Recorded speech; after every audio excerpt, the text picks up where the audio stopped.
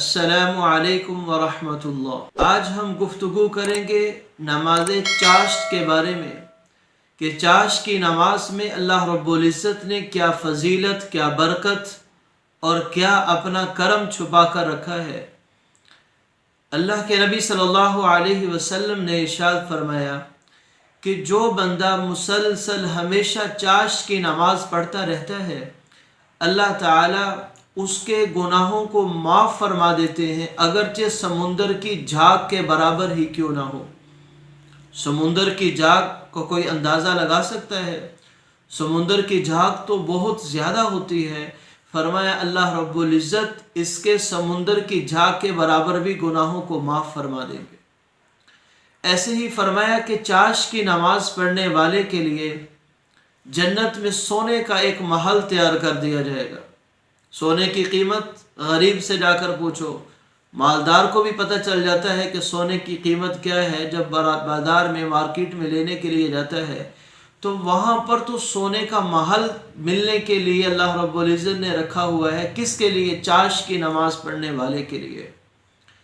ऐसे ही आप अलैहिस्सलातु वस्सलाम ने फरमाया कि आदमी के जिस्म में, बॉडी में 360 जोड़ हैं और हर जोड़ के बदले में एक नेकी करना ज़रूरी है, उसका सदका देना ज़रूरी है।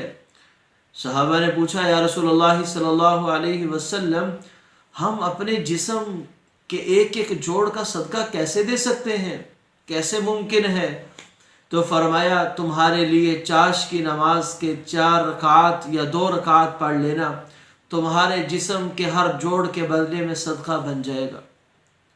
इसके अलावा भी आप अलैहिस्सलातु वस्सलाम की कई सारी अहादीस हैं जिसके अंदर फरमाया कि अल्लाह रब्बुल इज़्ज़त खुद फरमाते हैं कि मेरे बंदे, तो दिन के इब्तदा में मुझे याद कर लिया कर, यानी चाश्त की नमाज के ज़रिए मुझे याद कर लिया कर, मैं पूरा दिन तुझे याद रखूँगा। तेरे कामों को बनाने में, तेरे कामों में मुआवनत में, तेरी मदद में मेरी मदद शामिल हाल रहेगी।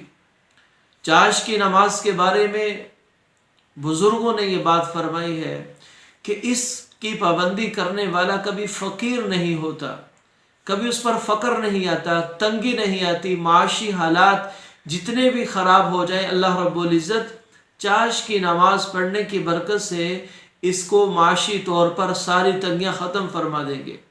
चाश्त की नमाज पढ़ने वाले का दिल ईमान से भरा रहता है, नूरानी होता है। चाश्त की नमाज पढ़ने वाला कई सारी जिस्मानी और रूहानी बीमारियों से बचा रहता है।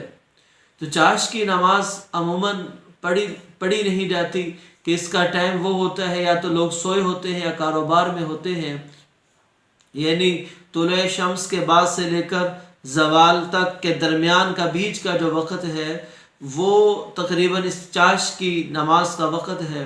तो लेकिन जो पढ़ने वाले हैं, जब इसको पढ़ लेते हैं तो वो तमाम फ़ज़ाइल और तमाम फ़जीलतें, बरकतों को समेट लेते हैं। अल्लाह रब्बुल इज़्ज़त हमें भी चाश्त की नमाज को पढ़ने की तौफ़ीक़ अता फ़रमाए। व आखिरु दावाना अनिल हम्दुलिल्लाहि रब्बिल आलमीन।